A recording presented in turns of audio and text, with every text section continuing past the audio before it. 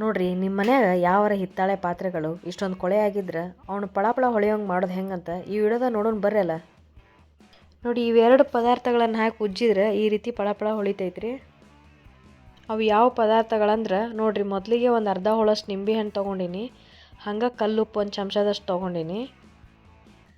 ನೋಡಿ ನಿಂಬೆ ಹಣ್ಣು ಮೇಲೆ ಉಪ್ಪು ಹಾಕ್ಕೊಂಡು ಈ ರೀತಿ ನೀರು ಹಾಕ್ಕೊಳ್ದೇನೆ ಚಂದಂಗೆ ಉಜ್ಜಿರಲ್ಲ, ಕೊಳೆ ಎಲ್ಲೆಲ್ಲೈತೆ ಅಲ್ಲೆಲ್ಲ.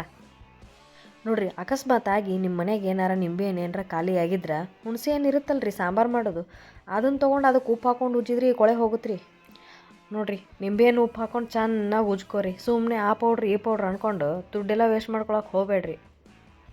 ನಿಂಬೆಹಣ್ಣು ರೇಟ್ ಜಾಸ್ತಿ ಆದರೂ ನೀವೇನು ತಲೆ ಕೆಡ್ಸ್ಕೊಳಕ್ಕೆ ಹೋಗಬೇಡ್ರಿ. ಅದೇ ಹೇಳಿದ್ಮೇಲೆ ಹುಣಸೆ ಹಣ್ಣು ಅದನ್ನ ಯಾಕೆ ಉಜ್ಜಿದ್ರೂ ಕಲೆ ಹೋಗುತ್ತೆ ರೀ. ನೋಡಿರಿ ಲೋಟ ಎಷ್ಟು ಪಳ ಹೊಳೆ ಆತತಿ. ಇದೇನು ಸುಳ್ಳಲ್ರಿ, ಇದು ನಿಮ್ಮ ಮುಂದೆ ಉಜ್ಜಾಕತ್ತೀನಿ ನೋಡ್ರಲ್ಲ ಇಲ್ಲಿ.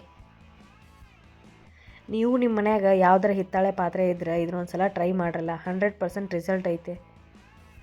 ನೋಡ್ರಲ್ಲ ಹೆಂಗಿರೋ ಲೋಟ ಹೆಂಗಾಗ್ಯದ. ಇವಾಗ ತಾನೇ ಹೊಸದಾಗಿ ಅಂಗಡಿಯಿಂದ ತಂದಿರೋ ಲೋಟ ಥರ ಕಾಣಿಸ್ತೈತೆ. ನೀವು ಈ ಟ್ರಿಕ್ಸ್ನ ಒಂದು ಸಲ ಟ್ರೈ ಮಾಡ್ರಲ್ಲ, ಹೆಂಗಾಗೈತೆ ಅಂತ ನಂಗೆ ಕಮೆಂಟ್ ಬಾಕ್ಸಲ್ಲಿ ಕಮೆಂಟ್ ಮಾಡಿರಿ. ನೀವು ಇನ್ನೂ ನಮ್ಮ ಯೂಟ್ಯೂಬ್ ಚಾನಲನ್ನು ಸಬ್ಸ್ಕ್ರೈಬ್ ಮಾಡಿಲ್ಲ ಅಂದ್ರೆ ಬೇಗ ಬೇಗ ಸಬ್ಸ್ಕ್ರೈಬ್ ಮಾಡಿಕೊಡ್ರಿ. ಧನ್ಯವಾದಗಳು.